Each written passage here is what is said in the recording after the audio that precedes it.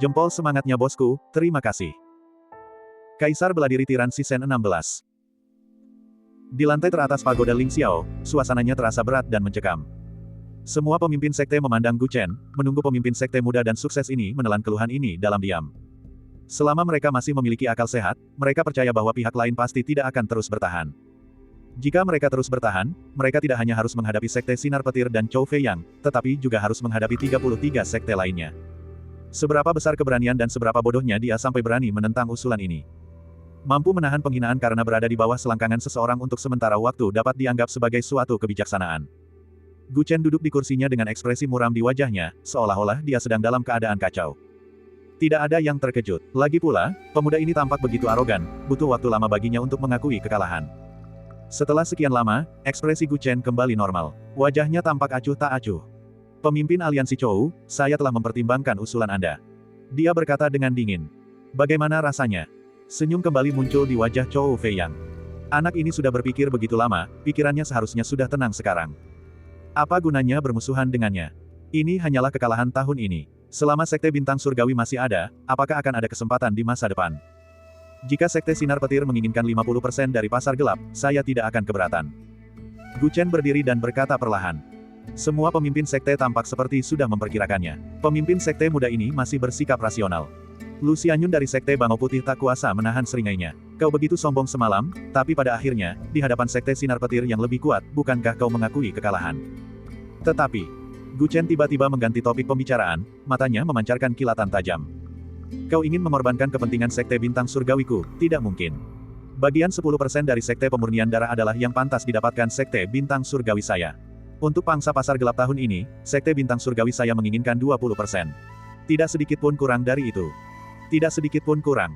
Suaranya sangat lantang, menggema di ruang konferensi yang besar, menyebabkan semua orang terdiam. Banyak pemimpin sekte memandanginya seolah-olah mereka sedang melihat orang gila. Tidak masalah jika dia mengabaikan kehendak dari 33 sekte yang hadir. Namun Chen Gu ini justru berani meminta 20% saham. Konsep seperti apa yang dimaksud dengan 20%? Bahkan sekte Tulang Putih, sekte Transformasi Iblis, dan sekte-sekte lainnya pun tidak akan mampu mendapatkan pangsa pasar setinggi itu. Pemimpin sekte Chen, apakah Anda sudah kehilangan akal sehat? Chou Fei Yang berkata dingin dengan seringai di matanya. Aku tidak gila, sekte bintang surgawi menginginkan 20%. Gu Chen mengerutkan kening. Hehe, ketua fraksi Chen. Zhou Shen dari sekte Tulang Putih menggelengkan kepalanya, jangan bahas apakah permintaanmu realistis atau tidak.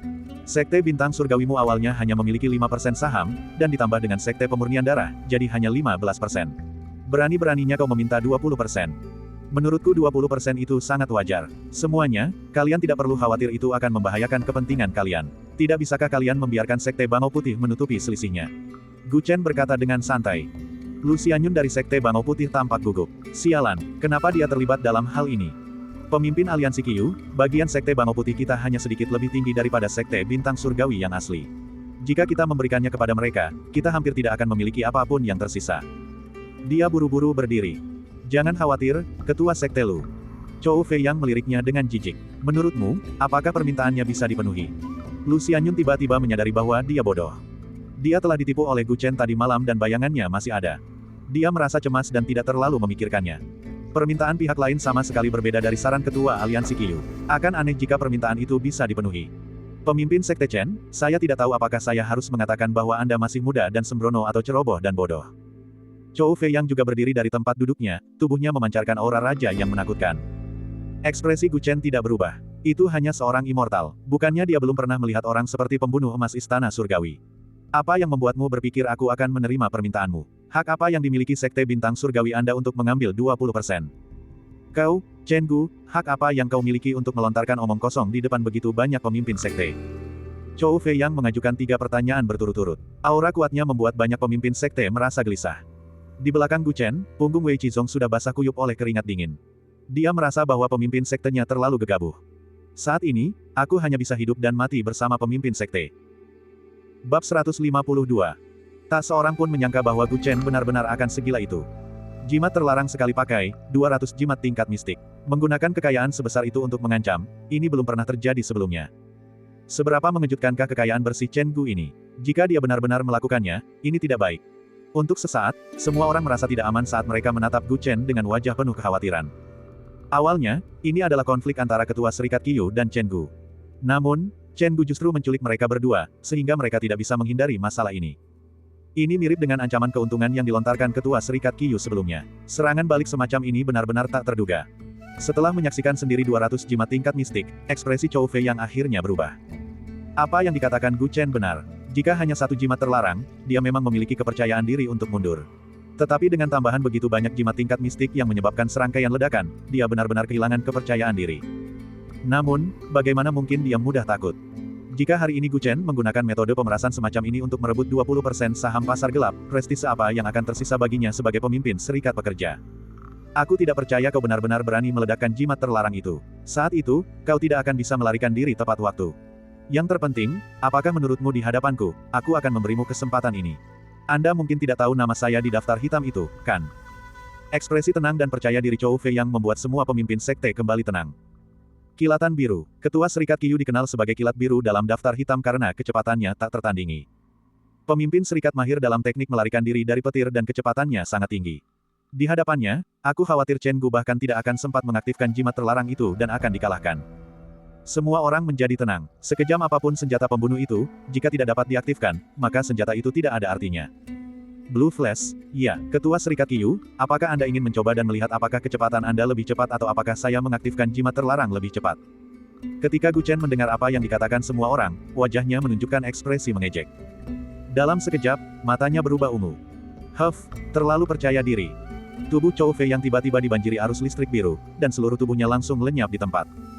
Kejadian mengerikan, Lightning Escape, itu begitu cepat sehingga tidak seorang pun di ruang konferensi sempat bereaksi. Saat Gu Chen mengejek, dia mengaktifkan pupil polaritas ungunya. Dengan bantuan penglihatan dinamis yang kuat dari pupil polaritas ungu, secepat apapun lawannya, dia masih punya waktu untuk bereaksi. Dia mundur selangkah. Suara mendesing. Dia langsung menghilang dari tempatnya berada, dan pada saat yang sama, terdengar suara jendela-jendela di ruangan itu pecah berkeping-keping. Chou Fei yang langsung muncul di tempat Gu Chen berdiri tadi, tapi dia meleset. Bagaimana mungkin ini terjadi? Chou Fei yang tampak seperti melihat hantu. Dia tidak percaya. Perlu diketahui bahwa dia terkenal karena kecepatan melarikan dirinya yang luar biasa, tetapi ketika berhadapan dengan seseorang yang berada satu alam lebih rendah darinya, dia justru tidak mampu mengalahkannya dalam sekejap. Tuan Aliansi Qiyu, kau tidak berhasil menangkapku dalam sekejap. Celah ini cukup bagiku untuk menggunakan jimat terlarang. Gu Chen muncul di luar jendela, berdiri di udara dengan ekspresi mengejek di wajahnya. Semua orang terkejut. Siapa sangka, dari segi kecepatan, Chen Gu ternyata bisa menghindari serangan ketua Aliansi Chou. Gu Chen mempertahankan kondisi pupil polaritas ungunya. Melihat semua orang terpukau olehnya, dia menghela napas lega. Barusan, dia sebenarnya tidak terlalu percaya diri. Dia hanya yakin bahwa dengan tingkat teknik menginjak bintang dan langkah bulan yang telah dia pahami, bahkan jika ada perbedaan tingkatan yang besar, dia tidak akan langsung tertangkap. Dengan bantuan pupil polaritas ungunya, gerakan kaki yang luar biasa ini memang efektif. Kepercayaan diri Chou Fei yang jelas terguncang. Dia sangat yakin dengan kemampuannya sendiri. Jurus petir melarikan diri milik Chou Fei yang dapat digunakan terus-menerus, dan itu adalah kecepatan normalnya. Adapun jurus menginjak bintang dan langkah bulan, dia hanya bisa mengambil paling banyak selusin langkah. Tapi lalu kenapa? 10 langkah ini sudah cukup. Untuk pertama kalinya, Chou Fei yang menatap Gu Chen dengan ekspresi serius. Dia mengakui bahwa dia telah salah menilai Gu Chen. Anak ini lebih rumit dari yang dia bayangkan.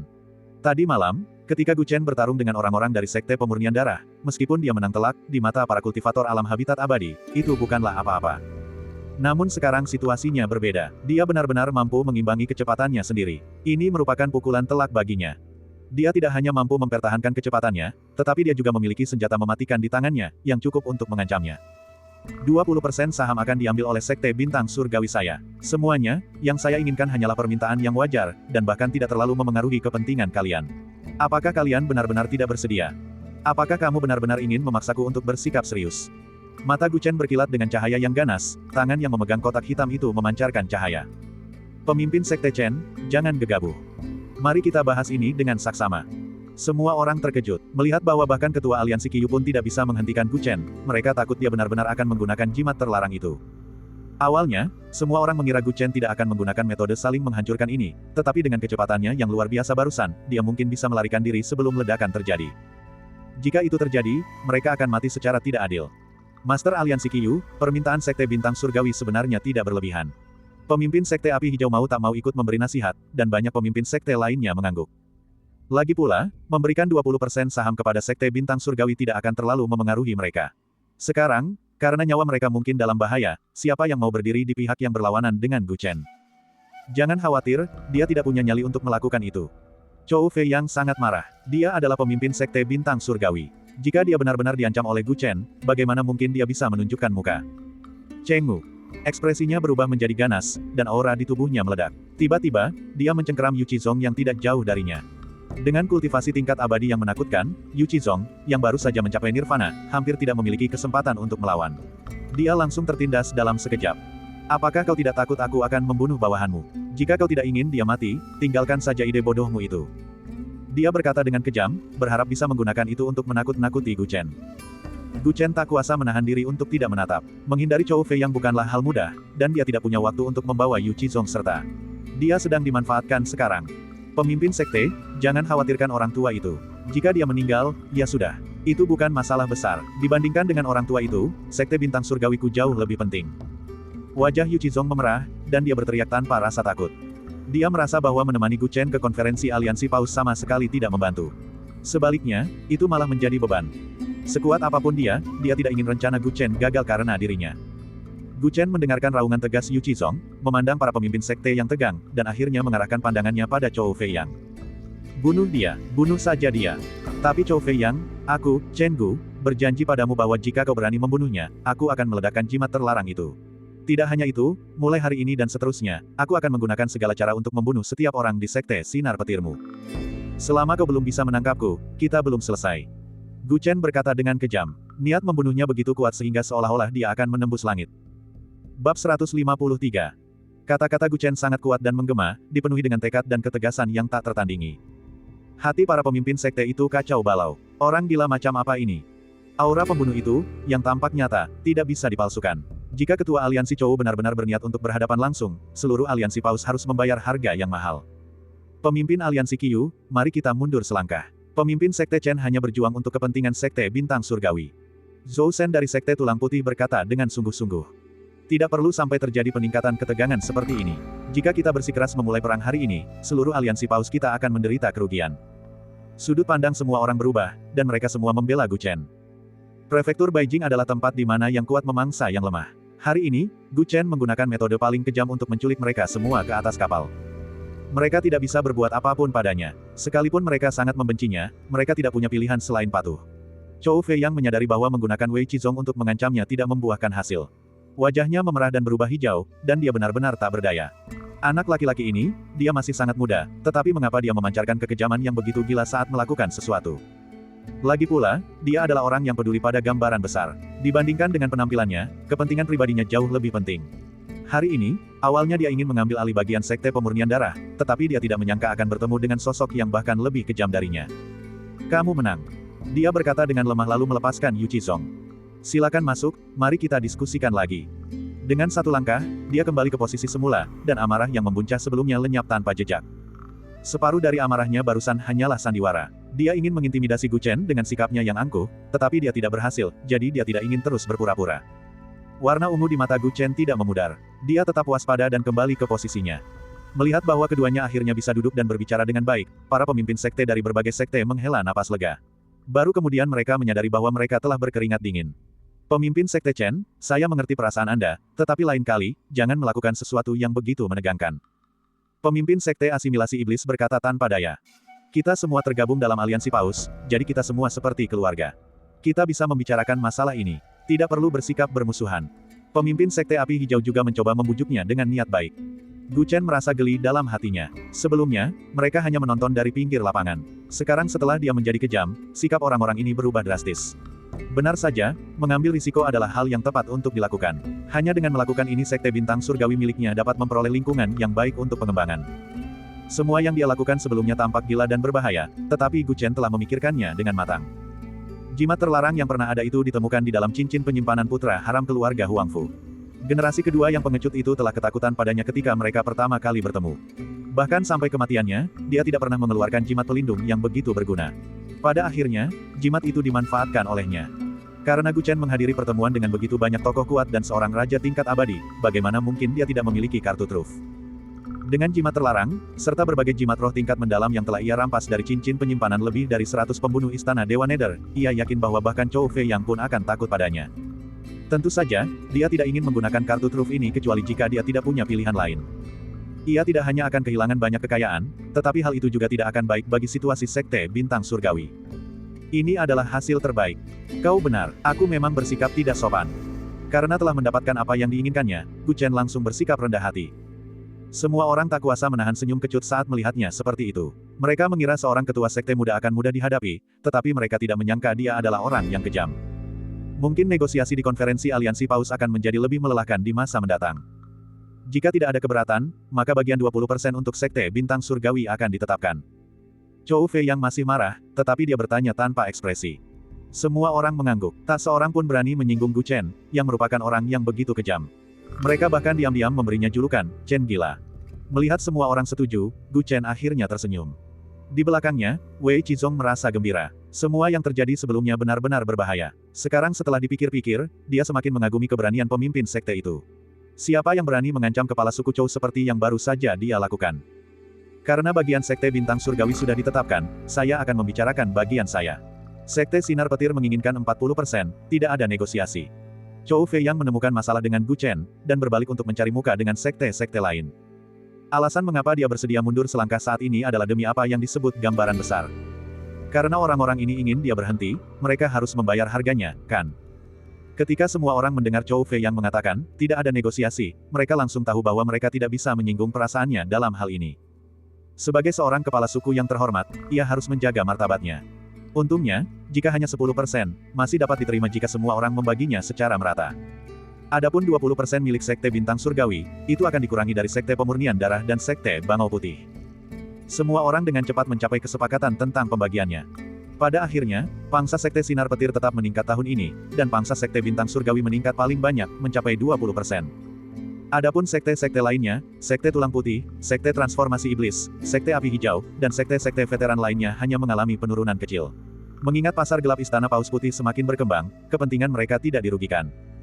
Pihak yang paling menderita adalah sekte-sekte kecil, tetapi dengan munculnya Sekte Bintang Surgawi, akan ada perombakan, sehingga kerugian ini masih dalam batas yang dapat mereka terima. Selain Sekte Pemurnian Darah, sekte yang paling menyedihkan adalah Sekte Bangau Putih. Lu Xianyun hampir menangis saat ia berjuang dengan susah payah untuk mendapatkan bagian kecil bagi sektenya, dan bagian ini bahkan tidak mencapai 1/4 dari bagian tahun lalu.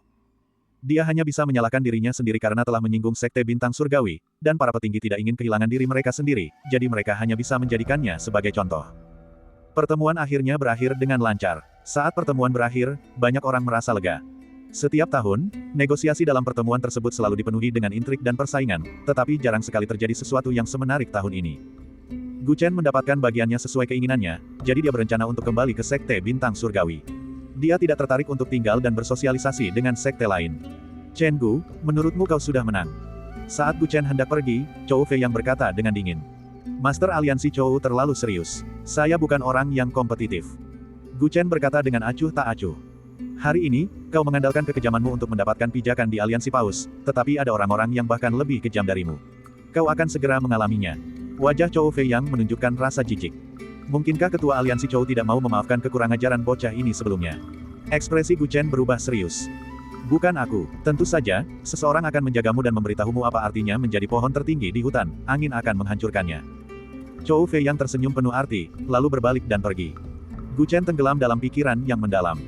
Dalam perjalanan kembali ke Sekte Bintang Surgawi, Wei Qizong masih merasa gembira dengan apa yang terjadi dalam pertemuan hari ini.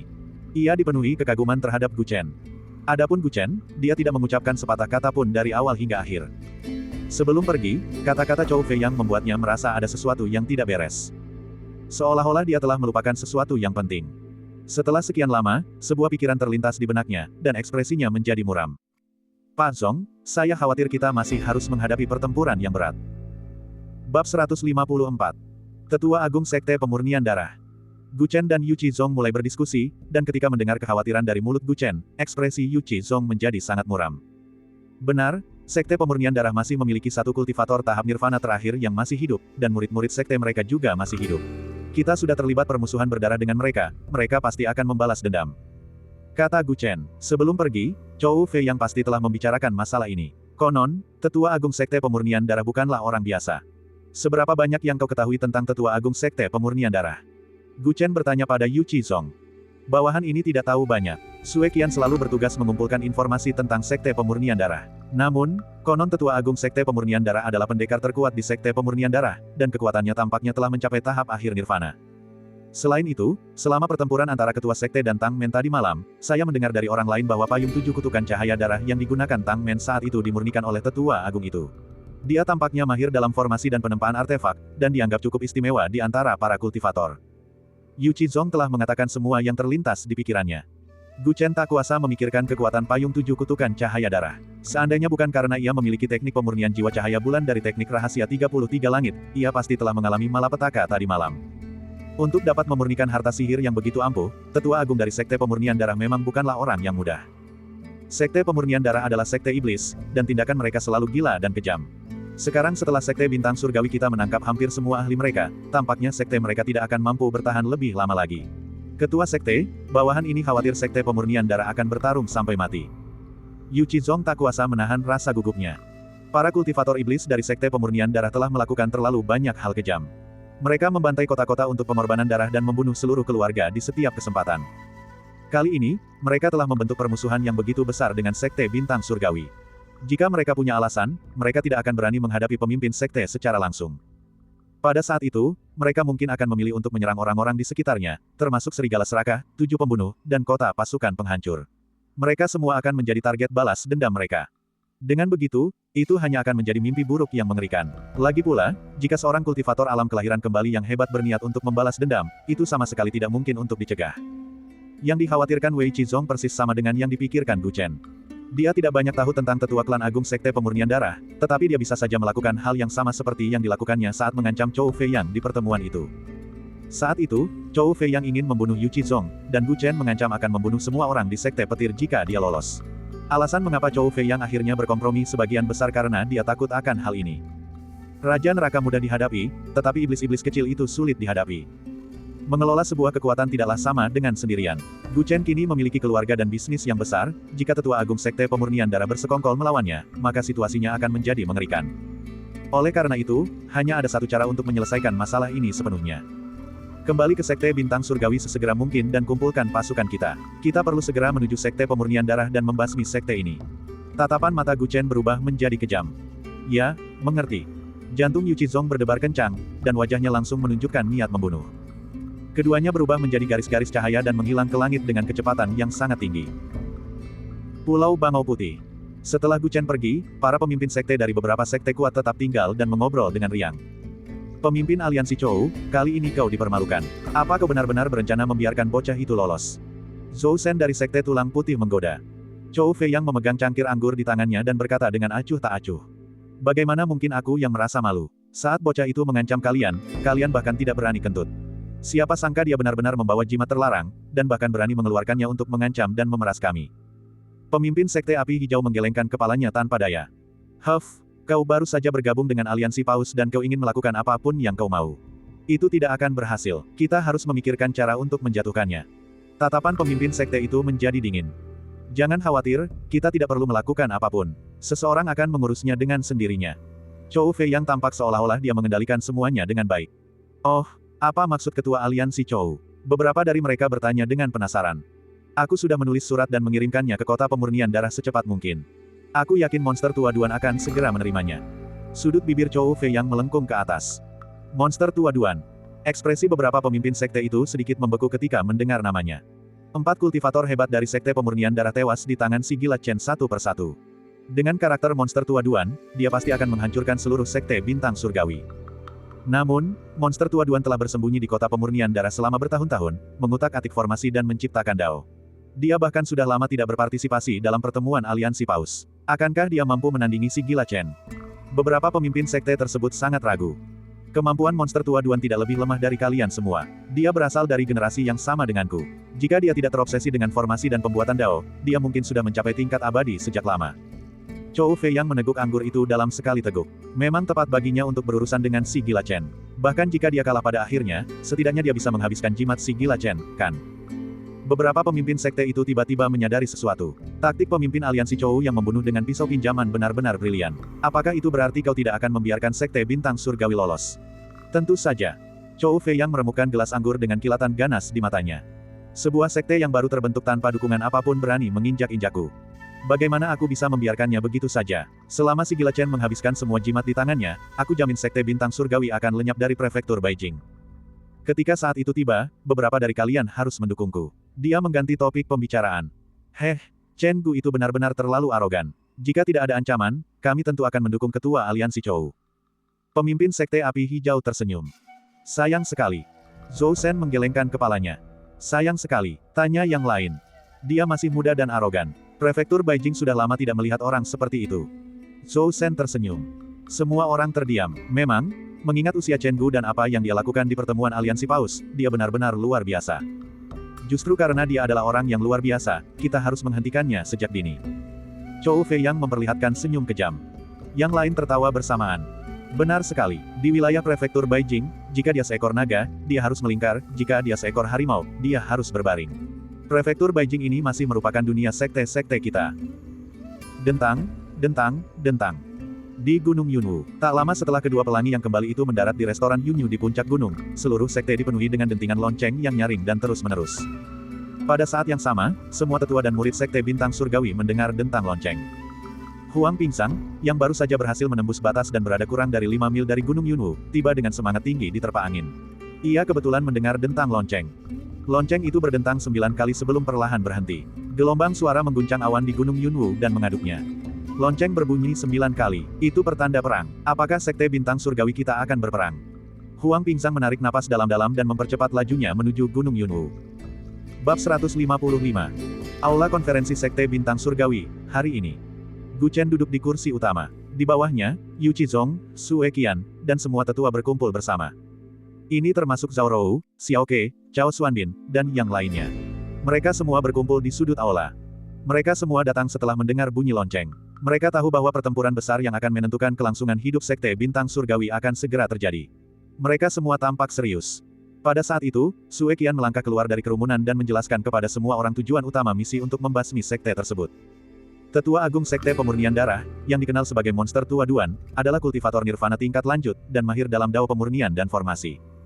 Ada rumor yang beredar bahwa dia dan ketua aliansi Paus saat ini, Chou Fei Yang, menjadi terkenal pada waktu yang bersamaan, dan kekuatan mereka pernah setara.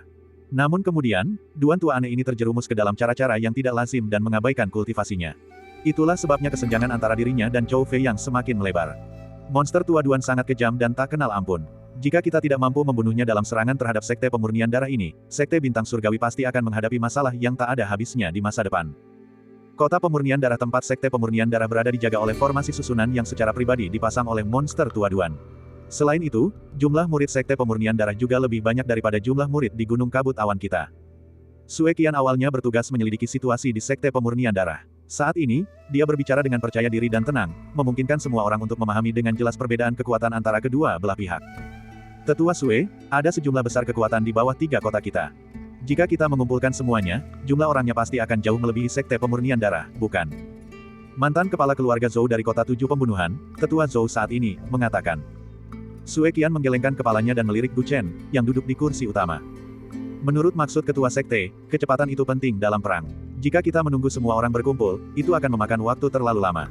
Bagaimana jika orang-orang dari Sekte Pemurnian Darah bersiap dan melarikan diri terlebih dahulu? Dengan cara para kultivator iblis itu, jika kita membiarkan mereka lolos, wilayah Sekte Bintang Surgawi kita tidak akan pernah damai lagi. Oleh karena itu, kekuatan utama serangan terhadap Sekte Pemurnian Darah kali ini adalah orang-orang di Gunung Kabut Awan. Setelah Su Eqian selesai berbicara, banyak orang tampak gelisah.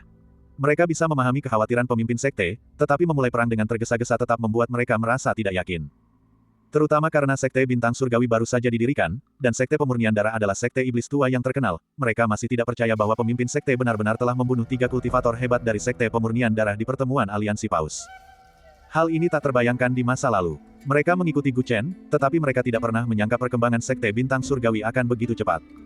Bukankah lebih baik kita mempertimbangkan masalah ini lebih lanjut? Sekte Pemurnian Darah juga takut dimusnahkan, jadi mereka mungkin tidak akan menimbulkan masalah bagi Sekte Bintang Surgawiku, kan? Beberapa kepala klan dari keluarga-keluarga besar ragu-ragu, merasa sedikit enggan. Gu Chen duduk di kursinya dan mengamati semuanya dengan dingin. Ketika rencana penyerangan terhadap Sekte Pemurnian Darah diumumkan, sekte tersebut jelas terbagi menjadi 2 faksi. Satu kelompok mengikutinya tanpa ragu-ragu, sementara kelompok lainnya terlalu berhati-hati dan bimbang, lebih mempertimbangkan kepentingan keluarga mereka sendiri. Sekte Bintang Surgawi terbentuk dari penggabungan banyak kekuatan. Meskipun Gu Chen telah berusaha sekuat tenaga untuk menyatukan mereka, namun tetap saja waktunya masih singkat, dan hati orang-orang belum sepenuhnya bersatu. Gu Chen memandang semua orang di aula. Para tetua klan Yuqi dan Sekte Awan Asap semuanya bertekad untuk mengikutinya. Di pojok juga ada Zhao Rou, Xiao Ke, dan yang lainnya. Sebagian besar dari mereka sekarang adalah kultivator kemampuan ilahi dan juga merupakan kekuatan penting di Sekte Bintang Surgawi. Mereka hanya berdiri di sana tanpa mengucapkan sepatah kata pun, ekspresi mereka dipenuhi tekad. Mereka adalah pengikutnya yang paling setia, dan ini juga pertama kalinya Gu Chen perlu menggunakan mereka, jadi mereka sudah lama siap dan hanya ingin membuktikan kemampuan mereka dengan segenap kekuatan mereka. Selain beberapa gelombang orang ini, tekad banyak keluarga dari ketiga kota itu jauh lebih lemah, dan mereka tidak cukup percaya pada Gu Chen, sang pemimpin sekte. Bagaimana mungkin seorang bawahan seperti itu bisa menyerang kemanapun dia mau? Hati Gu Chen sejernih cermin. Tampaknya setelah menyelesaikan masalah Sekte Pemurnian Darah, dia harus secara bertahap membersihkan bagian dalam Sekte Bintang Surgawi dan menghilangkan semua faktor yang tidak stabil. Hanya dengan begitu Sekte Bintang Surgawi dapat berkembang dengan sehat. Gu Chen membiarkan kedua pihak berdebat sementara dia mengamati dengan dingin dari pinggir lapangan. Dia ingin melihat dengan jelas wajah asli setiap orang. Wilayah Sekte Pemurnian Darah tidak terhubung dengan wilayah Sekte Bintang Surgawiku. Sebenarnya tidak perlu menempuh jarak sejauh itu untuk menyerang mereka. Mengapa ini tidak perlu? Apakah Anda harus menunggu kultivator iblis dari Sekte Pemurnian Darah menyerang rumah Anda dan menggunakan istri serta anak-anak Anda sebagai korban pertumpahan darah sebelum Anda tahu cara menulis kata penyesalan? Perdebatan kata-kata itu menemui jalan buntu. Saat ini, apa yang perlu diperdebatkan? Kalian semua, diam. Sebuah suara penuh semangat terdengar dari luar aula. Setelah itu, Huang Pingzang masuk sambil membawa busur dan anak panah di pundaknya. Sesama penganut Taoisme Huang. Patriark Huang. Semua orang menunjukkan ekspresi terkejut. Dikatakan bahwa Huang Pingzang telah melakukan kultivasi tertutup untuk mencapai tahap nirvana. Jangan panggil aku Patriark Huang, aku sekarang adalah anggota Sekte Bintang Surgawi.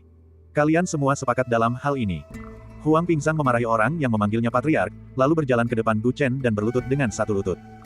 Pemimpin Sekte, saya datang terlambat, saya pantas mati 10.000 kali. Ketika Gu Chen melihat Huang Pingzang, sudut bibirnya tanpa sadar memperlihatkan senyum. Dia telah berhasil menembusnya. Dia bisa tahu hanya dengan sekali pandang. Pada saat kritis ini, Huang Pingzang, yang memiliki keahlian memanah yang menakutkan, telah berhasil menerobos. Itu benar-benar tepat waktu. Selain itu, penampilannya saat baru saja memasuki pintu dan berlutut telah menyadarkan beberapa orang yang tidak memiliki kesadaran akan sebuah sekte. Dia memang seekor rubah tua yang licik. Ketika Huang Pingzang berlutut, aula itu langsung menjadi sunyi. Zhang Tua, kau terlalu serius. Kau akhirnya berhasil menembus batas, dan itu hal yang baik bagi Sekte Bintang Surgawiku. Bangun! Gu Chen berkata dengan santai. Dia menunjukkan bahwa Huang Pingzang memang telah berhasil menembus pertahanan, menyebabkan semua orang yang masih menebak-nebak menjadi bersemangat. Zhang Tua. Ekspresi aneh terlintas di wajah Huang Pingzang. Ini adalah pertama kalinya ketua sekte memanggilnya dengan begitu akrab. Ini seharusnya menjadi bentuk pengakuan, bukan? Namun, nama belakangnya adalah Huang, bukan Zhang. Meskipun namanya memang mengandung kata Zhang, tetap saja aneh memanggilnya dengan nama itu. Dia berdiri sambil berpikir. Bagus sekali, rekan Taois Huang juga telah mencapai tahap nirvana. Dengan begitu, Sekte Bintang Surgawi kita akan memiliki 3 kultivator hebat. Selain beberapa kultivator kemampuan ilahi yang baru bergabung dengan sekte kita, jumlah ahli yang kita miliki pasti akan melampaui Sekte Pemurnian Darah. Sue Qian berkata dengan penuh semangat. Dia menatap Huang Pingzang, lalu menatap Zhao Rou dan yang lainnya yang berada di pojok, dan tampak sangat gembira. Mereka yang awalnya ragu-ragu terdiam sejenak. Jika mereka terus menolak saat ini, mereka mungkin akan menuai kemarahan massa. Melihat bahwa diskusi akhirnya telah mencapai kesimpulan, Gu Chen perlahan berdiri dari tempat duduknya, matanya berbinar-binar. Sekte Bintang Surgawi saya memperhatikan pengumpulan ide, dan saya, Chen Gu, bukanlah orang yang bertindak sembarangan. Namun dalam situasi seperti hari ini, di mana Sekte Pemurnian Darah sudah menjadi ancaman besar bagi sekte kita, saya harap kita bisa membuang lebih sedikit waktu lain kali. Saat berbicara, ia secara alami memancarkan martabat seorang pemimpin sekte, menyebabkan mereka yang baru saja angkat bicara merasa agak menyesal. Tampaknya sikap mereka sebelumnya telah membuat pemimpin sekte itu tidak puas. Baiklah, beri semua orang waktu yang dibutuhkan sebatang dupa untuk terbakar agar mereka bisa bersiap-siap. Setelah sebatang dupa terbakar habis, semua orang akan berangkat dan memusnahkan Sekte Pemurnian Darah. Dia mengibaskan lengan bajunya. Baik, Pak. Semua kultivator di aula itu bereaksi dengan keras, dan suasana dipenuhi dengan niat membunuh. Bab 156. Di atas tanah merah gelap, dalam radius 50 km, sebuah kota berdiri sendirian. Daerah ini tandus dan tak berpenghuni. Hanya ada satu kota yang melayang di udara. Di sisi barat kota, terdapat sebuah lubang besar yang panjangnya ribuan kaki. Di dalamnya terdapat tulang-tulang yang tak terhitung jumlahnya. Ini adalah kota Pemurnian Darah, lokasi markas besar Sekte Pemurnian Darah yang terkenal kejam. Konon, tempat ini dulunya hijau dengan pegunungan dan perairan jernih. Namun, sejak Sekte Pemurnian Darah menjadikan tempat ini sebagai markas sekte mereka, puluhan mil lahan telah berubah menjadi tanah tandus. Tanah merah gelap itu dikabarkan telah berlumuran darah manusia yang tak terhitung jumlahnya. Dan kuburan massal besar di sebelah barat kota itu tampaknya menceritakan kebenaran dari hal ini. Hari ini, di dalam sebuah kastil kuno yang gelap di kota Pemurnian Darah, sekelompok kultivator iblis bertengkar tanpa henti, semua karena sebuah surat yang baru saja dikirimkan. Pemimpin Sekte Tang telah meninggal, begitu pula kedua tetua itu. Sampai sekarang, aku masih tidak percaya ini nyata. Surat ini dikirim langsung oleh pemimpin aliansi Paus. Ini tidak mungkin palsu. Kita telah sangat meremehkan kekuatan Sekte Bintang Surgawi. Sialan, apa yang harus kita lakukan sekarang? Sekte Bintang Surgawi akan segera datang untuk kita. Banyak kultivator iblis tampak seolah-olah mereka sedang menghadapi musuh besar. Hanya seorang lelaki tua yang duduk di tempat teduh tetap tenang. Ia memiliki sepasang mata yang sangat aneh. Salah satu matanya berwarna biru dan berkedip dengan kilau dingin, sementara mata yang lain keruh dan redup, seperti mata seorang lelaki tua yang sudah setengah mati. Tetua Agung, Anda adalah satu-satunya kultivator hebat di sekte kita saat ini. Demi menjaga kekuatan kita, saya sarankan kita segera mengevakuasi kota Pemurnian Darah. Pemimpin kultivator iblis itu berkata dengan cemas kepada lelaki tua di balik bayangan. Mata aneh lelaki tua itu menoleh dan memandang para kultivator iblis lainnya. Bagaimana denganmu? Apakah kamu juga berpikir begitu? Saya tidak setuju. Jika kita mundur dari kota Pemurnian Darah, itu sama saja dengan menyerahkan wilayah Sekte Pemurnian Darah kepada Sekte Bintang Surgawi. Sekta kita belum pernah mengalami kerugian sebesar ini. Kita tidak bisa membiarkan Sekte Bintang Surgawi terus bersikap sombong. Bodoh, tidak baik bagi kita untuk melawan mereka secara langsung. Kita bisa bersembunyi dulu dan menyerang wilayah Sekte Bintang Surgawi satu per satu nanti. Itu cara terbaik untuk membalas dendam. Semua orang masih belum bisa mencapai kesepakatan. Mereka berdebat dengan ribut. Bang! Di balik bayangan, si tua aneh Duan membanting meja dengan keras. Semua orang begitu ketakutan sehingga mereka langsung terdiam. Sekumpulan sampah yang tidak dewasa. Bahkan di saat seperti ini, mereka masih mengalami perselisihan internal. Dia memarahi. Banyak kultivator iblis bahkan tidak berani bernapas dengan keras. Beritahu seluruh sekte, tidak seorang pun diizinkan meninggalkan kota Pemurnian Darah. Mulai sekarang, kita akan siaga darurat. Dia yang memberi perintah. Tetua Agung, apakah kita akan mempertahankan kota Pemurnian Darah dengan nyawa kita dan menunggu Sekte Bintang Surgawi datang? Ekspresi kultivator iblis yang mengusulkan evakuasi kota Pemurnian Darah berubah. Apa, Sekte Bintang Surgawi saja sudah cukup membuatmu takut hingga kau tak punya keinginan untuk bertarung lagi? Mata biru si tua aneh Duan menyapu pandangan, dan kultivator iblis itu merasa seperti sedang ditatap oleh ular berbisa. Tubuhnya terasa seperti jatuh ke dalam ruang bawah tanah es saat dia berbicara sambil gemetar. Tidak, ini hanya... Tidak ada tapi, semuanya, ikuti instruksi orang tua. Ekspresi monster tua Duan berubah muram, akan lebih baik jika Sekte Bintang Surgawi berani datang ke sini. Orang tua ini akan memusnahkan mereka. Melihat sikap tetua agung yang tegas, para kultivator iblis saling berpandangan. Mereka tidak berani mempertanyakannya lagi, dan mereka segera mengikuti instruksinya untuk memperkuat patroli kota. Setelah sendirian, si monster tua Duan yang bungkuk bangkit dari kursi dan berjalan menuju bagian terdalam kastil kuno itu. Bagaimana mungkin orang tua itu menyerah pada kota Pemurnian Darah? Dia telah mencurahkan begitu banyak tahun untuk bekerja di sini. Jika dia pergi, semuanya akan sia-sia. Dia bergumam sambil berjalan menuruni tangga bawah tanah yang panjang dan tenang itu. Setelah sekian lama, dia berhenti di ujung tangga. Gemuruh. Sebuah pintu tersembunyi terbuka dengan suara gemuruh, dan dia perlahan berjalan masuk ke ruangan rahasia itu. Di dalam ruang rahasia itu, terdapat formasi yang luas dan rumit yang terukir di tanah. Saking rumitnya, formasi itu seperti langit yang dipenuhi bintang-bintang yang bergerak, dan mustahil untuk menangkap lintasannya. Tidak ada yang tahu berapa lama waktu yang dibutuhkan untuk mengukir formasi serumit itu. Dahulu kala, orang tua itu secara tidak sengaja menemukan satu-satunya salinan formasi langit dan bumi yang tidak lengkap dan belum sempurna. Butuh waktu puluhan tahun baginya untuk berhasil menciptakan kembali formasi ini. Akhirnya, 2 tahun lalu, dia mengandalkan formasi ini untuk mendapatkan mata ini. Monster tua Duan menyentuh mata kirinya, dan matanya dipenuhi kenangan. Semua orang mengira bahwa orang tua itu kecanduan dao pemurnian dan pembentukan artefak, dan bahkan kultivasinya pun sia-sia. Namun bagaimana mereka bisa tahu bahwa orang tua itu melakukan semua ini demi jalan pengembangan spiritual yang lebih luas? Tatapannya tertuju pada formasi besar di hadapannya, dan dipenuhi dengan fanatisme yang tak tertandingi. Masih terlalu banyak misteri dalam formasi ini yang tidak dapat dijelaskan. Setiap untaian pola dao memiliki misteri tersembunyi. Asalkan orang tua itu diberi waktu 10 tahun lagi, hanya 5 tahun, orang tua itu pasti akan mampu melihat misteri tubuh manusia. Pada saat kritis ini, bagaimana kita bisa membiarkan orang lain menghancurkan kerja keras orang tua itu? Wajahnya dipenuhi dengan niat membunuh. Jika formasi di sini hancur, aku tidak tahu berapa lama waktu yang dibutuhkan untuk memulihkannya. Jadi, meskipun aku mati, aku harus mempertahankan kota Pemurnian Darah. Sekuat apapun sekte bintang surgawimu, dan sampah macam apapun dirimu, Chen Gu. Sekalipun orang tua itu ingin mengorbankan semua orang di Sekte Pemurnian Darah, aku tidak akan membiarkanmu menghancurkan tempat ini. Titik. Jauh di langit, sebuah kapal harta karun raksasa terbang di antara awan. Para kultivator Sekte Bintang Surgawi semuanya berkumpul di atas kapal, menuju kota Pemurnian Darah dengan kecepatan penuh. Gu Chen berdiri di haluan kapal, rambut hitamnya berkibar tertiup angin. Banyak kultivator berdiri di belakangnya. Beberapa murid yang belum pernah duduk di kapal harta karun seperti itu sebelumnya melihat sekeliling, dipenuhi rasa kebaruan. Kapal harta karun ini berasal dari cincin penyimpanan seorang jenderal dunia bawah dari Istana Dewa Bawah. Itu adalah harta karun sihir terbang yang cukup bagus dan dapat membawa banyak orang sekaligus. Itu adalah senjata tingkat mendalam tingkat rendah. Meskipun tidak memiliki kekuatan pertahanan khusus, senjata itu dapat membawa banyak orang dan kecepatannya juga cepat. Karena itu, Gu Chen menggunakannya sebagai alat untuk bergerak cepat. Dengan bantuan kapal harta karun ini, Sekte Bintang Surgawi menghemat banyak waktu dan perlahan memasuki wilayah Sekte Pemurnian Darah. Bahkan Sekte Pemurnian Darah pun tak pernah menyangka serangan mereka akan datang secepat ini. Zizi, cicit-cicit. Monyet bau, kau melempar biji buah ke arahku lagi, jangan lari. Di atas kapal, kera putih itu berlarian ke segala arah. Cao Xuanbin mengejarnya dengan marah. Di antara seluruh pasukan Sekte Pemusnah, manusia dan binatang ini adalah yang paling menjijikan. Kekuatan Fatih tidak cukup baik, dan operasi ini sangat berbahaya. Gu Chen awalnya tidak ingin dia datang. Namun dia bersikeras untuk datang dan melihat-lihat, dan mengatakan bahwa dia tidak akan mengikuti mereka ke kota, jadi dia tidak keberatan. Adapun kera putih itu, biasanya sulit untuk menemukan ekornya, tetapi ketika hendak berangkat ke Sekte Pemurnian Darah, ia tiba-tiba muncul dan berlari ke atas perahu tanpa mengucapkan sepatah kata pun. Begitu muncul, hal itu langsung menimbulkan masalah di mana-mana. Gu Chen benar-benar kehabisan akal.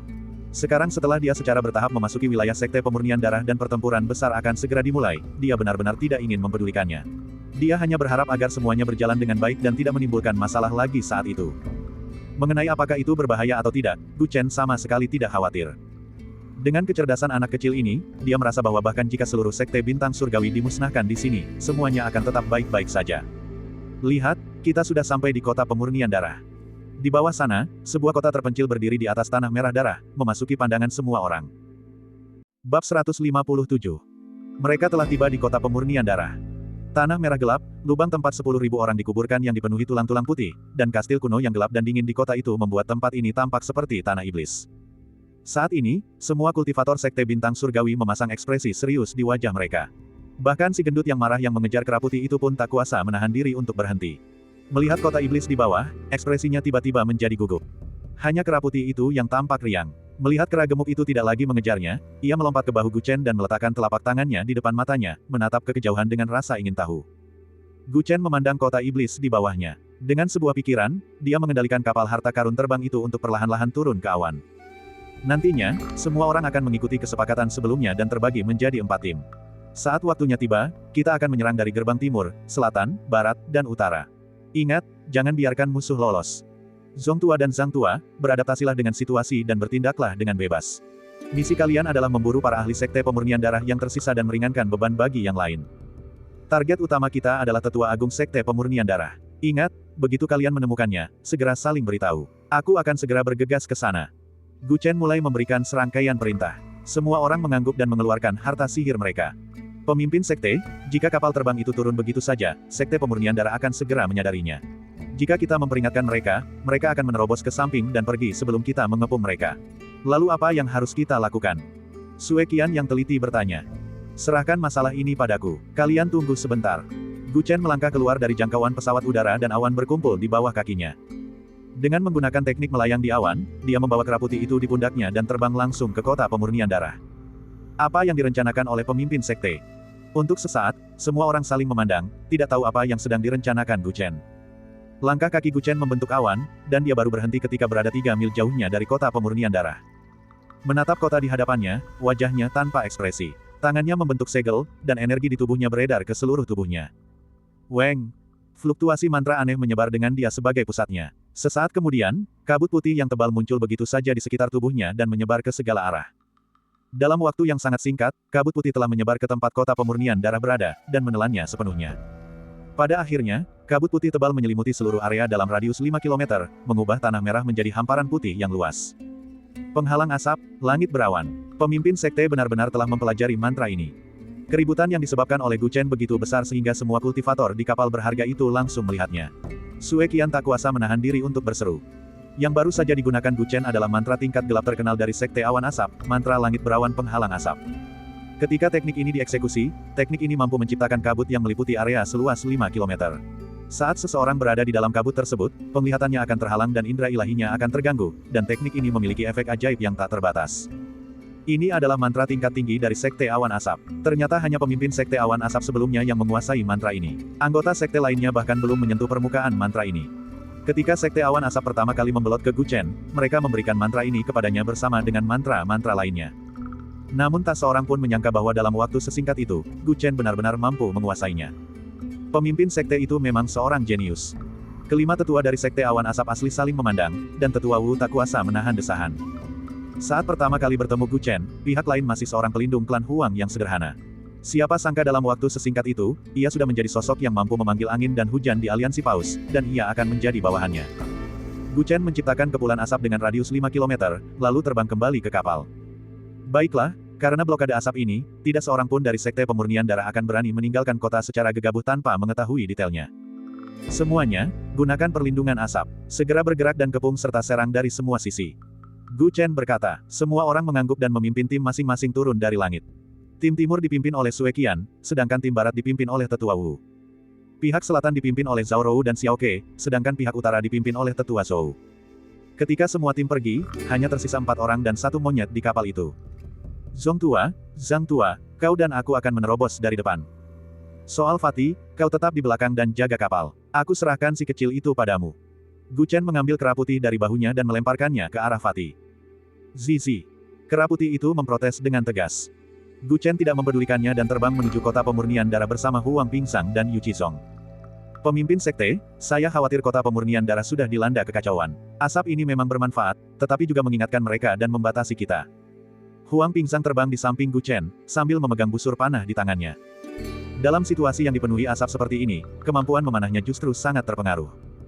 Asap tersebut terutama digunakan untuk mempermudah masuknya kami ke dalam kota. Setelah kami berada di dalam, penglihatan kami akan jauh lebih baik.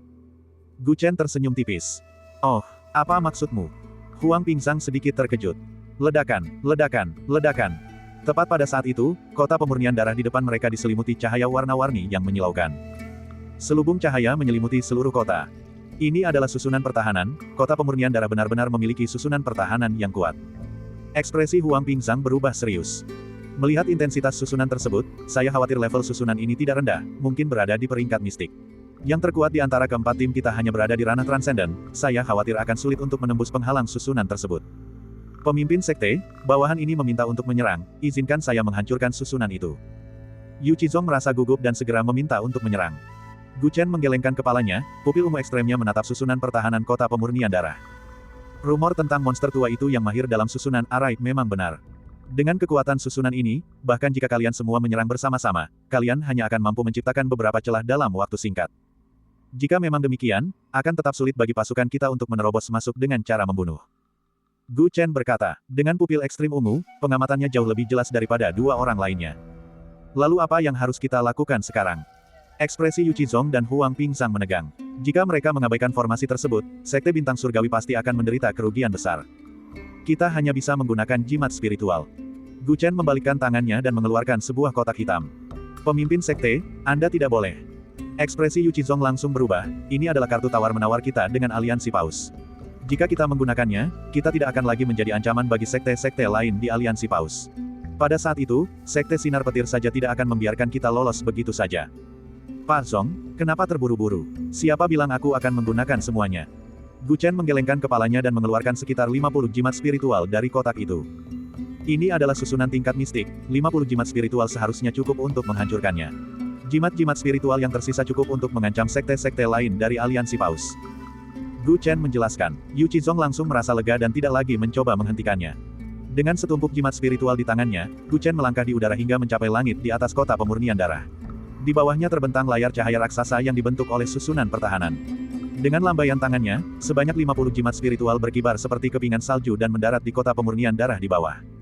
Saat jatuh, benda-benda itu otomatis terbakar dan meledak dengan cahaya yang menyilaukan. Bab 158. Di dalam kota pemurnian darah, beberapa saat yang lalu, para murid Sekte Pemurnian Darah sedang mengikuti instruksi dari para petinggi untuk memperkuat pertahanan mereka. Tiba-tiba, kabut tebal menyelimuti kota dan menyebar ke seluruh penjuru kota. Kabut tebal yang tiba-tiba muncul ini membuat para kultivator iblis merasa seolah-olah mereka sedang menghadapi musuh besar. Tidak bagus, kabut ini aneh, aku takut ada serangan musuh. Aktifkan formasi perlindungan kota, semuanya perkuat pertahanan, segera lapor kepada tetua klan agung.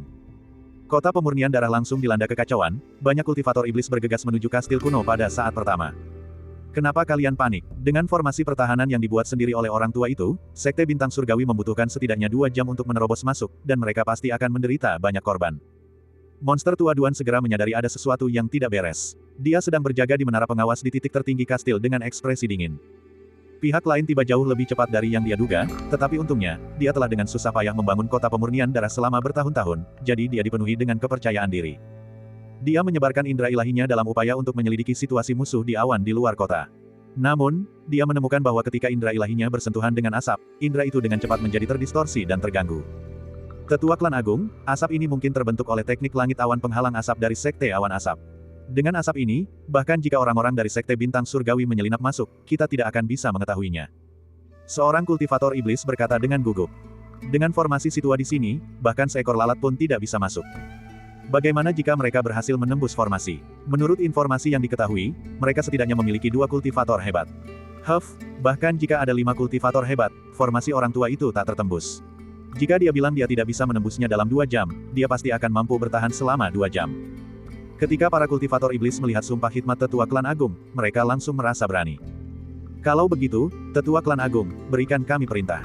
Bagaimana kita harus menghadapi serangan ini? Kalian semua, pergilah ke arah timur kota. Di sana terdapat para kultivator alam kekuatan ilahi terbanyak. Kalian yang lain, berpencar ke 3 arah. Dengan bantuan formasi pertahanan, kita akan memusnahkan para penyusup satu persatu. Salah satu pupil biru monster tua Duan memancarkan untaian cahaya gelap. Dia bahkan bisa melihat menembus awan dan dengan jelas melihat jumlah musuh di luar kota. Jangan khawatir, jumlah mereka tidak jauh lebih banyak dari jumlahmu. Kamu juga mendapat bantuan dari formasi ini, jadi kamu bisa membuat mereka benar-benar tidak bisa kembali. Kata-kata penuh percaya diri ini membuat banyak kultivator iblis bersemangat, dan permusuhan serta niat membunuh di dalam hati mereka pun bangkit. Bagus sekali, ikuti perintah tetua agung. Semuanya, segera bergerak. Hari ini, kita akan membalas dendam atas kematian pemimpin sekte kita dan ketiga tetua. Kita akan membunuh semua orang di Sekte Bintang Surgawi. Baru gelombang. Sekelompok kultivator iblis melayang ke langit, bergerak maju ke segala arah kota pemurnian darah. Monster tua Duan duduk sendirian di menara pengawas dengan ekspresi jijik di wajahnya. Kupikir Sekte Bintang Surgawi ini sangat mumpuni. Dengan kekuatan tempur mereka bahkan tidak perlu orang tua itu menggunakan kartu trufnya. Aku benar-benar tidak mengerti mengapa Chou Feiyang dan aliansi Paus membiarkan anak Sekte Bintang Surgawi bernama Chen Gu itu melakukan apapun yang dia mau. Dalam suratnya kepada monster tua Duan, Chou Feiyang tidak memberitahunya bahwa Gu Chen memiliki banyak jimat terlarang dan jimat spiritual. Karena itu, monster tua Duan tidak tahu bahwa bahaya sedang mendekat. Bang! Ledakan dahsyat terjadi di langit di atas kota pemurnian darah. Bola api raksasa meledak di layar cahaya dari susunan pelindung. Layar cahaya itu bergetar. Monster tua Duan segera menyadarinya dan mengangkat kepalanya. Itu adalah. Ketika melihat situasi di langit, dia tak kuasa menahan napas. Bola-bola cahaya menyilaukan yang tak terhitung jumlahnya jatuh dari langit seperti hujan meteor, melepaskan aura destruktif dan mendarat di arai pelindung. Bang! Rentetan ledakan tak berujung terdengar, dan dampak mengerikan itu hampir menghancurkan penghalang cahaya dalam sekejap. Retak. Layar pelindung cahaya hancur. Energi dahsyat melonjak menuju seluruh kota pemurnian darah. Menara pengawas tertinggi dari kastil kuno itu langsung terkena dampaknya. Energi seperti tsunami menghancurkannya seketika. Monster tua Duan berlari secepat mungkin. Namun, dia tetap terkena dampak gempa susulan dan menabrak sebuah bangunan. Banyak bangunan di kota pemurnian darah berubah menjadi abu. Susunan pelindung di keempat dinding juga lenyap pada saat yang bersamaan. Arainya rusak. Ini kesempatan kita. Ayo kita bunuh mereka semua. Semuanya, ayo kita bergerak dan bunuh mereka semua. Keempat tim Sekte Bintang Surgawi telah lama menunggu momen ini. Saat ini, di bawah kepemimpinan kapten masing-masing, mereka menyerbu maju. Di sisi timur kota, Sue Qian terbang ke atas, cahaya terang dari harta sihir itu seketika menghancurkan tubuh seorang kultivator iblis Sekte Pemurnian Darah menjadi berkeping-keping. Di bagian barat dan utara kota, pasukan yang dipimpin oleh Tetua Wu dan Tetua Zhou bagaikan aliran baja yang deras, menerobos gerbang kota dalam satu serangan. Di bagian selatan kota, Zhao Rou dan Xiao Ke memandang kelima saudari mereka yang saling bergantung satu sama lain untuk bertahan hidup, serta para pendamping mereka di belakang, mata mereka dipenuhi tekad. Semuanya, akhirnya kita punya kesempatan untuk membalas budi pemimpin Sekte Chen. Hari ini, apapun yang terjadi, kita akan menghancurkan Sekte Pemurnian Darah. Setelah mengatakan itu, kedua gadis itu memimpin dan bergegas menuju kota pemurnian darah. Pada saat yang sama, teriakan pertempuran yang mengguncang bumi terdengar dari seluruh penjuru kota. Bagian dalam kota terdampak oleh ledakan tersebut dan banyak kultivator iblis dari sekte pemurnian darah panik. Bagaimana mungkin ini terjadi? Bukankah Tetua Agung mengatakan bahwa formasi itu bisa bertahan setidaknya selama 2 jam? Bagaimana mungkin bisa rusak dalam waktu sesingkat itu? Di manakah Tetua Agung itu? Di mana dia? Ledakan barusan telah mempengaruhi kastil kuno. Belum diketahui apakah Tetua Agung masih hidup atau sudah meninggal. Kabar buruk datang bertubi-tubi. Situasi saat ini sangat kontras dengan sumpah khidmat Tetua Agung sebelumnya, menyebabkan semua kultivator iblis merasa putus asa. Aku khawatir sekte pemurnian darahku akan berakhir hari ini. Apa yang harus kita lakukan? Haruskah kita melarikan diri? Serangan mendadak itu telah memberikan pukulan telak terhadap moral pasukan. Sekte pemurnian darah dikalahkan seperti gunung yang runtuh. Pasukan sekte bintang surgawi menyerbu kota pemurnian darah dengan kekuatan yang tak terbendung. Dimanapun mereka lewat, para murid sekte pemurnian darah akan berdarah. Baiklah, mari kita bunuh jalan masuk kita juga. Gu Chen, yang telah selesai melepaskan 50 jimat spiritual, tak kuasa menahan senyum melihat situasi yang menguntungkan ini. Tak disangka, melepaskan begitu banyak jimat roh tingkat Suan sekaligus akan memiliki kekuatan sebesar itu. Wei Qizong sangat terkejut hingga tak bisa menutup mulutnya. Ia akhirnya mengerti mengapa para pemimpin sekte dari berbagai sekte begitu takut pada pertemuan aliansi Paus. Apakah asap di kota sudah menghilang? Huang Pingzang memandang kota pemurnian darah yang bobrok itu, dan menemukan bahwa karena ledakan tersebut, asap di kota itu sebagian besar telah menghilang, dan jarak pandangnya pulih secara signifikan. Pemimpin sekte, mungkinkah dia sudah meramalkan situasi ini? Dia teringat perkataan Gu Chen sebelumnya, bahwa asap itu akan segera menghilang, dan keterkejutan di hatinya sulit disembunyikan. Dari menciptakan kepulan asap hingga menerobos masuk ke kota, Gu Chen telah sepenuhnya menguasai ritme peperangan. Benar-benar seorang komandan sejati. Dia menghela napas penuh emosi, menggenggam busur panahnya erat-erat, dan mengikuti Gu Chen masuk ke kota. Dengan kedatangan ketiga kultivator tahap nirvana, orang-orang dari sekte pemurnian darah, yang sudah berada dalam keadaan yang tidak menguntungkan, benar-benar runtuh. Huang Pingzang menarik busurnya dan menembakkan anak panah. Saat anak panah walet awan mengalir melesat, kultivator iblis yang berada beberapa mil jauhnya terbunuh dengan satu anak panah. Wei Qizong sudah tua dan kuat, memegang tombaknya erat-erat, ia membuka dan menutupnya, dan kemanapun ia pergi, musuh-musuh akan berjatuhan satu demi satu. Bab 159. Gu Chen berdiri di udara dengan pedang sayap iblis di tangannya. Dengan tebasan santai, musuh akan mati di bawah pedangnya. Dia tidak menggunakan kekuatan penuhnya. Matanya berubah ungu saat indera ilahinya menyebar. Di mana letaknya? Monster tua Duan, di mana kau? Dia mencari sosok tetua agung dari sekte pemurnian darah. Dia tahu bahwa hanya dengan membunuh pihak lawan dia akan mampu memenangkan pertempuran hari ini. Tren secara umum sudah berakhir. Monster tua Duan merangkak keluar dari reruntuhan, diselimuti asap dan debu, hanya untuk menemukan bahwa sekte bintang surgawi telah menyerbu masuk, dan orang-orang dari sekte pemurnian darah dikalahkan seperti gunung yang runtuh. Ekspresinya sangat muram. Dia tidak pernah menyangka bahwa formasi hebat yang telah dia bangun akan hancur semudah ini. Apakah pria itu Chen Gu? Masih sangat muda. Dia memandang ke langit dari kejauhan. Saat ini, Gu Chen sedang berdiri di udara dengan penuh semangat, mencari sosoknya, tetapi dia belum menemukannya. Generasi muda memang sangat tangguh. Namun, apakah menurutmu kalian sudah menang? Sudut mulut monster tua Duan memperlihatkan senyum aneh, matanya tampak agak gila. Pada akhirnya, kami tetap sampai pada langkah ini. Sosoknya tampak sekilas beberapa kali saat dia berjalan lebih dalam ke dalam kastil. Hari ini, selain si tua, tak seorang pun di kota ini bisa keluar hidup-hidup. Titik. Apakah Gu Chen sekuat itu? Di luar kota pemurnian darah, di atas kapal harta karun, Cao Xuanbin melihat situasi yang timpang itu dan merasa sulit untuk menyembunyikan keterkejutan di hatinya. Melihat sosok Gu Chen, dia tak bisa menahan rasa iri di dalam hatinya. Usianya hampir sama dengannya, tetapi salah satu dari mereka masih perlu bergantung pada orang lain, sementara yang lainnya sudah memimpin puluhan ribu orang. Seandainya aku juga memiliki kekuatan Gu Chen, mungkin aku bisa membalaskan dendam keluargaku. Dia menggertakkan giginya. Zizi. Karena kecerobohan sesaat, kera putih itu terlepas dari sisinya dan melompat langsung ke langit. Ya, monyet bau, kata Gu Chen, jangan lari-lari. Dia segera berteriak cemas, tetapi dia tidak bisa terbang, dan dia juga tidak berani melompat turun untuk menangkapnya. Aku. Kera putih itu lincah seperti seberkas cahaya, mengabaikan kehampaan saat dengan mudah mendarat di tanah dan menggali masuk ke kota pemurnian darah.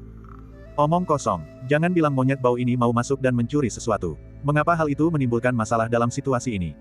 Fatih menutupi wajahnya karena merasa sakit kepala. Titik. Pertempuran di kota pemurnian darah hampir berakhir, kota pemurnian darah. Dari segi kekuatan bertarung, tidak ada satu orang pun yang bisa menandinginya. Namun, Sekte Bintang Surgawi memiliki 3 kultivator hebat yang berpartisipasi dalam pertempuran, dan masing-masing dari mereka mampu melawan 100 orang sendirian. Di sisi lain, satu-satunya kultivator hebat dari Sekte Pemurnian Darah, monster tua Duan, tidak terlihat dimanapun. Hal ini secara langsung menyebabkan para kultivator iblis dari Sekte Pemurnian Darah dibunuh secara brutal oleh Gu Chen dan dua orang lainnya tanpa ada ruang untuk membalas. Setelah para kultivator mati, murid-murid Sekte Pemurnian Darah biasa bagaikan domba yang menunggu untuk disembelih. Mereka bukanlah tandingan Sekte Bintang Surgawi. Perang ini adalah sebuah kemenangan. Kematian Chen Chen, Sekte, Tuhan. Ini, Sekte Klan Chen Sekte Klan. Ketua Sekte, jalan-jalan di selatan kota telah dibersihkan. Sekte, Ling, Su, dia, Li, dari Sekte, Dao, dia Sekte. Sisa-sisa Sekte Pemurnian Darah di utara juga telah tewas. Tetua Zhou juga datang untuk melapor, dengan wajah berseri-seri penuh kegembiraan. Ketika Ketua Sekte mengatakan bahwa mereka akan menyerang Sekte Pemurnian Darah, mereka tidak berani percaya bahwa mereka akan mampu melakukannya, sehingga mereka ragu-ragu pada awalnya. Namun, dia tidak menyangka bahwa dia tidak hanya mampu memusnahkan seluruh Sekte Pemurnian Darah, tetapi juga mampu melakukannya dengan tingkat korban yang sangat rendah. Apakah kau menemukan monster tua Duan? Gu Chen tidak tertarik dengan korban jiwa di antara murid-murid Sekte Pemurnian Darah, dan bertanya. Orang-orang dari tim tersebut menggelengkan kepala. Aneh. Gu Chen bergumam. Entah mengapa, ia memiliki firasat buruk di hatinya. Ketua Sekte, menurut saya, monster tua Duan mungkin melarikan diri karena dia tahu bahwa situasinya sudah berakhir. Tetua Zhou menebak. Banyak orang mengangguk setuju. Jika memang demikian, maka itu akan menjadi masalah. Gu Chen mengerutkan kening. Bagi seorang ahli tahap nirvana seperti monster tua Duan untuk melarikan diri, itu akan seperti memiliki pedang tajam yang menggantung di atas kepalanya di masa depan, dan tidak akan ada lagi hari-hari damai yang bisa dibicarakan. Gali sedalam 3 kaki ke dalam tanah dan jangan lepaskan titik manapun di kota itu. Dia mungkin masih berada di sana. Dia segera memberi perintah kepada mereka yang telah menyelesaikan pertempuran untuk mencari sosok monster tua Duan. Hahaha. Tiba-tiba, tawa liar terdengar dari dalam kota. Anak Chen Gu, tidak perlu mencari kakek. Kakek belum pergi. Ekspresi semua orang langsung menegang, sementara Gu Chen menunjukkan ekspresi gembira. Monster tua Duan, di mana kau? Keluarlah dan temui aku. Ekspresi Gu Chen tenang, kesadarannya saat ini menyebar ke segala arah, mencari sumber suara tersebut. Namun, suara itu sepertinya berasal dari bawah tanah, dan dia tidak dapat menentukan lokasi pastinya. Bocah Chen Gu, kau boleh menganggap dirimu hebat karena mampu menembus formasi perlindungan kota milik orang tua itu, tapi tahukah kau bahwa orang tua itu telah membangun formasi hebat lainnya di kota Pemurnian Darah? Monster tua Duan tidak menjawab Gu Chen, melainkan mulai berbicara sendiri. Begitu kata-katanya terucap, seluruh kota Pemurnian Darah memancarkan sinar cahaya merah iblis dari tanah, tembok kota, dan bahkan bangunan-bangunan yang rusak. Ini.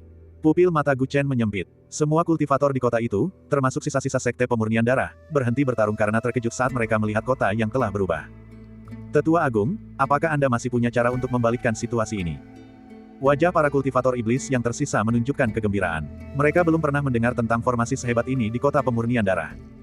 Monster tua Duan, kota ini sudah hancur, dan kau adalah satu-satunya yang tersisa di Sekte Pemurnian Darahmu. Apalagi yang kau punya? Jika kau tahu apa yang terbaik untukmu, maka menyerahlah. Mungkin aku bisa memaafkanmu. Gu Chen berkata dengan tenang.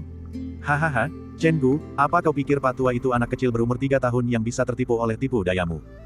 Suara mengejek monster tua Duan bergema di kehampaan. Percayalah, semua orang dari Sekte Bintang Surgawi kalian akan mati di kota ini hari ini, dan dengan cara yang paling tak terduga. Suaranya semakin lama semakin kacau, dan cahaya merah di permukaan tanah menjadi semakin intens. Pada saat itu, seluruh kota Pemurnian Darah seolah telah berubah menjadi neraka teratai merah, dan semua orang di kota itu merasa ada sesuatu yang tidak beres. Apa yang telah terjadi? Di sekitar Gu Chen, Zhao Rou, Xiao Ke, Tetua Zhou, dan yang lainnya, mereka memegangi kepala mereka dengan kedua tangan karena merasakan sakit kepala yang luar biasa. Mata sebagian orang secara bertahap diwarnai dengan sedikit warna merah darah. Tubuh Gu Chen juga ternoda oleh cahaya merah. Sesaat kemudian, berbagai macam emosi negatif muncul di benaknya. Emosi yang kejam dan haus darah semacam ini mirip dengan pengaruh payung jahat cahaya berdarah 7, tetapi tampaknya ini selangkah lebih maju. Tidak bagus. Semuanya, tinggalkan kota ini. Ekspresi Gu Chen berubah drastis. Dia telah menebak sesuatu, tetapi sudah terlambat. Zhao Rou tiba-tiba mengamuk. Matanya merah padam saat dia menusukkan pedangnya ke perut Tetua Zhou. Tetua Zhou juga menjerit kesakitan. Dia mengaktifkan harta dharmanya dan menyerang rakyatnya sendiri. Dorongan haus darah untuk membunuh merasuki hati setiap orang di kota itu. Semakin rendah tingkat kultivasi, semakin besar pengaruhnya. Membunuh, bunuh semuanya.